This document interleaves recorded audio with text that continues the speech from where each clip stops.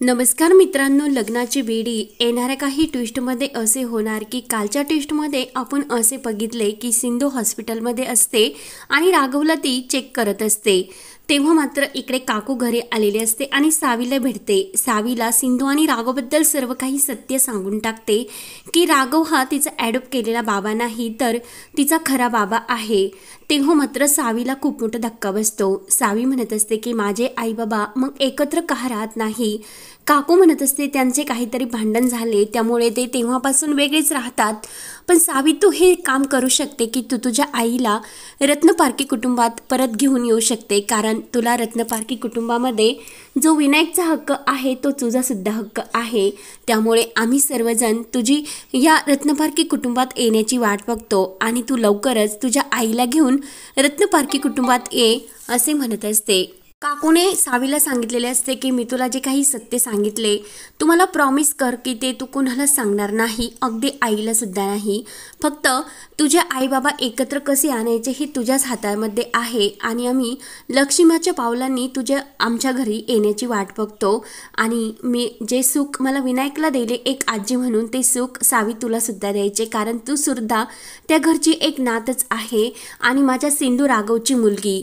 तर काकूला इतके नम्रपणे आणि प्रेमाने वागताना पाहून सावीला तर आश्चर्याचा धक्काच बसतो। सावी विचार करत असते की एकेकाळी ह्या काकू म्हणजे या आजी माझा किती रागराग करत होत्या, त्या साधं मला आजीसुद्धा म्हणून देत नव्हत्या, पण आज चक्क त्या मला मिठीत घेतात, प्रेमाने समजवतात, म्हणजे या नक्की माझ्या आजीच असतात। आणि यांनी जे काही सत्य सांगितले म्हणजे राघव रत्नपारखी आणि हे म्हणजे पोलीस काका आहे ते नक्की माझे बाबाच असतील, म्हणूनच आई त्यांच्याबद्दल मला काही सांगत नाही, त्यांच्याशी बोलून देत नाही। तेव्हा सावी ठरवते की ही गोष्ट कुणाला सांगायची नाही। त्यानंतर इकडे राघव हा हॉस्पिटलमध्ये असतो आणि सिंधू त्याला चेक करत असते। राघव विचारतो की सिंधू तुला माझ्या गोळ्याबद्दल इतके कसे लक्षात राहिले, इतके दिवस झाले। तेव्हा सिंधू म्हणत असते की पेशंटची जी काही सर्व हिस्ट्री असते ती कायम आमच्या आठवणीत राहते। तेव्हा सिंधू ही राघवला चेक करण्यासाठी शर्टचे बटन काढायला सांगते। राघव हा थोडासा लाजत असतो। सिंधू म्हणत असते की राघव सर प्लीज शर्टचे दोन्ही बटन काढा। तेव्हा सिंधू ही राघवला खूप जवळ येऊन चेक करत असते। तेव्हा सिंधू विचारते की राघव सर आता कशी वाटते तुमची तब्येत। तेव्हा राघव म्हणतो की एकदम छान, एकदम मस्त, कारण माझी सिंधू माझ्या अगदी जवळ आहे। तेव्हा मात्र सिंधू ही थोडी लाजते आणि त्यांना आपल्या प्रेमाच्या सर्व आठवणी आठवत असतात। राघव आणि सिंधू एकमेकांच्या प्रेमामध्ये एकमेकांकडे बघत असतात आणि एकमेकांकडे बघून रोमॅन्टिक होत एकमेकांकडे बघून ते मग्न झालेले असतात। सिंधू म्हणत असते की राघव आता स्वतःची काळजी स्वतःलाच घ्यावी लागणार, प्रत्येक वेळेस मी नाही येणार तुमची काळजी घेण्यासाठी। राघव म्हणतो की काय येणार नाही आणि मला त्रास झाल्यानंतर तुला का त्रास होतो सिंधू इतका। सिंधू म्हणत असते की मला तर सावीने सांगितले की तुमची ही ट्रान्सफर झाली आणि तुम्ही आता मुंबईला शिफ्ट होणार आहात। तेव्हा मात्र राघव म्हणत असतो की नाही, मी माझी ट्रान्सफर आहे ती नाही थांबवली मी ती, कारण मी विनू आणि मला म्हणजे तुला आणि सावीला सोडून कुठेही जाऊ शकत नाही। विनू आणि माझ्यासोबत कायम तू आणि सावी असायला हवीत। तर सिंधूला ते ऐकून खूप आनंद होतो। सिंधू म्हणत असते की हो का राघव सर, आणि खरंच तुम्ही आज तुमची जी काही ट्रान्सफर थांबवली त्याबद्दल खरंच मला तुमचे खरंच खूप आहे अभिनंदन, म्हणजे कौतुक करावे असे वाटते आणि तुमचे आभार मी कसे व्यक्त करू तेच मला समजत नाही, कारण तुम्ही आज माझ्या विनायकला घेऊन खूप लांब जाणार होतात, कारण मधुताईंनी तुम्हाला खूप असा आग्रह केला होता की तुम्ही हे शहर सोडून मुंबईला जावे, पण तुम्ही मधुताईंचे काहीच ऐकले नाही। प्लीज विनूला घेऊन कुठेही माझ्यापासून दूर जाऊ नका। राघव म्हणत असतो की सिंधू विनायकला घेऊन मी तुझ्यापासून कुठेही लांब जाऊ शकत नाही आणि अगदी तुलासुद्धा सोडून। तर लगेच सिंधू ही राघवकडेच बघत असते, कारण राघव हा जे काही करत असतो ते प्रत्येक हा सिंधूच्या स्वप्नासाठी आणि सिंधूच्या प्रेमासाठीच करत असतो, कारण त्याने आजपर्यंत मधूवर कधीही प्रेम केलेले नसते, ते प्रेम फक्त त्याचे सिंधूवरच असते। नंतर राघवने सिंधूला घरी सोडलेले असते। सिंधू घरी येते आणि राघव हा घरी गेलेला असतो। तर सिंधू आणि राघव येताना सावीसाठी बुड्डी के बाल घेऊन आलेले असतात आणि ते सर्व पाहून सावीला मात्र खूप आनंद होतो, कारण तिला सुद्धा बुड्डी के बाल खूप आवडत असतात. त्यानंतर सावी ही सिंधूला विचारत असते की आई, जेव्हा आपण इकडे आलो होतो नागपूरला, तेव्हा तर तुम्हाला म्हटली होती आपण काही दिवस हे बुड्डी के बाल नाही खायचे कारण मला त्रास होईल. आणि मी तेव्हा तुला काय म्हटले होते की जोपर्यंत मला माझे खरे बाबा नाही मिळत तोपर्यंत मी हे बुड्डी के बाल नाही खाणार. पण आज मी नक्की खाणार, कारण मला माझे खरे बाबा मिळाले आणि ते कोण आहे हे सुद्धा मला समजले. तर सिंधू विचार करते की सावीलाही नक्की कोणी सांगितले असेल.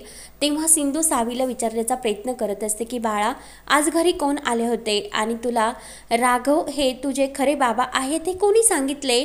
तर सावी काही सांगायला तयार नसते, कारण काकूने तिला जे प्रॉमिस केलेले असते. तर सावी म्हणत असते की नाही आई, कारण मला कोणीतरी प्रॉमिस केले आहे आणि तूच मला शिकवत असते की प्रॉमिस कधीही कुणाचे मोडायचे नसते आणि कधी कुणाला कुणाचे काही सांगायचे नाही. त्यामुळे मी तुला हे सांगू शकत नाही.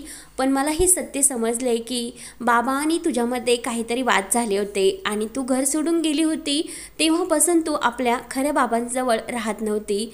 पण आता मी तुला खऱ्या बाबांचे प्रेम नक्की मिळवून देईल, कारण ते बाबासुद्धा तुझ्या स्वप्नात असे आणि तुझ्या आठवणीत पूर्णपणे असे मग्न होऊन गेलेले आहे आणि ते तुझी घरी येण्याची वाटसुद्धा बघतात. तर सिंधूला टेन्शन येते. सिंधू विचार करते की सावीला हे नक्की कोणी सांगितले असेल. सावी मात्र काही सांगायला तयारच नसते. त्यानंतर इकडे सावी ही आपली बॅग भरत असते आणि ती रत्नपारखी कुटुंबात जाण्याची तयारी करत असते. तेवढ्यात काकू ही विनायकला सावीला व्हिडिओ कॉल करण्यासाठी सांगते. तेव्हा लगेच काकू म्हणत असते की अगं, मी विनायकसाठी काहीतरी शॉपिंग करते, मग तू सुद्धा सांग ना तुला काही शॉपिंग करायची ते. सावी म्हणत असते की मला काही शॉपिंग नको आणि विनू, मीच तुला सरप्राईज देणार. तेव्हा काकू म्हणत असते की मला जे सरप्राईज हे लागते तेच सावी विनायकला दिले म्हणजे खूप छान होईल. म्हणजे माझ्या पसंतीचे म्हणजे सिंधू आणि सावीला या घरामध्ये परत घेऊन यायचे. त्यानंतर विनायकसुद्धा खूप खुश झालेला असतो. ऋतुजा विचार करते की ह्या काकूला काय झाले, ती सावीवर इतकं प्रेम कधीपासून करण्यासाठी लागली. तर ऋतुजासुद्धा विचारात पडलेली असते आणि काकू तर सावी आणि सिंधू घरी येण्याची वाटच बघत असते. त्यानंतर इकडे राघव हा गाडीतून खाली उतरतो. तर समोर एक मस्त अशी रोज म्हणजे गुलाब विकणारी मुलगी असते आणि एक मुलगा आपली जी काही प्रेमिका असते तिला तो गुलाबाचे फूल प्रेमाने देत असतो. तेव्हा राघवला सिंधूला गुलाबाचे फूल देताना ते क्षण आठवतात. तेव्हा ती गुलाब विकणारी मुलगी राघवला म्हणत असते की सर, तुम्ही एक गुलाबाचं फूल विकत घ्या ना, आणि तुम्ही ज्याच्यावर म्हणजे सर्वात जास्त प्रेम करता त्याच्यासाठी तरी हे गुलाबाचं फूल घ्या, माझा तुम्हाला खूप आशीर्वाद मिळेल. तेव्हा राघव त्या मुलीला पैसे देऊन ते गुलाबाचं फूल विकत घेतो आणि त्याला सिंधूला ते फूल द्यायचे हे सर्व क्षण आठवू लागतात. त्यानंतर इकडे काकू ही राजश्री आणि मधू जे काही बोलत असतात ते गुपचूप ऐकत असते. मधू म्हणत असते की राघवचे आजकाल लक्ष नाही, राघव तर पूर्ण लक्ष हे त्याचे सिंधूवर आहे. तेव्हा राजश्री म्हणत असते की राघव, तू आणि विनू लवकरात लवकर जर मुंबईला गेले तर खूप चांगले होईल. तेव्हा लगेच काकू ही पुढे येते आणि मधूला म्हणत असते की काय ग, आत्तापर्यंतने राघवने तुझ्यासाठी काय केले नाही, तुझ्याबरोबर लग्न केले आणि 7 फेरीसुद्धा ते पूर्ण झाले नाही, तरीसुद्धा तू राघवला कायम दोषी ठरवत असते. आम्ही सर्व कुटुंब तुझ्या बाजूने आहोत, तरीसुद्धा तू स्वतःला एकटी समजतेस आणि राघवचे कान भरण्याचा प्रयत्न करत असते. विनूला सुद्धा त्या सिंधूविरोधी भडकवत असते.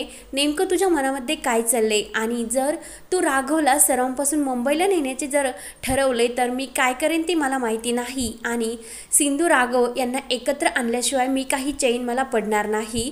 त्यामुळे राजश्री आणि मधूला तर खूप मोठा धक्का बसतो.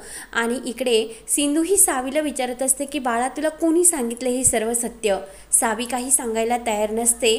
तेव्हा सिंधू ही सावीवर रागवते, रुसून बसते आणि रडतसुद्धा असते. तेव्हा मात्र सावी ही लगेच सिंधूला म्हणत असते की आई, तूच माझ्यासाठी खूप महत्त्वाची आहे आणि हे सर्व मला मोठ्या आजीने सांगितले.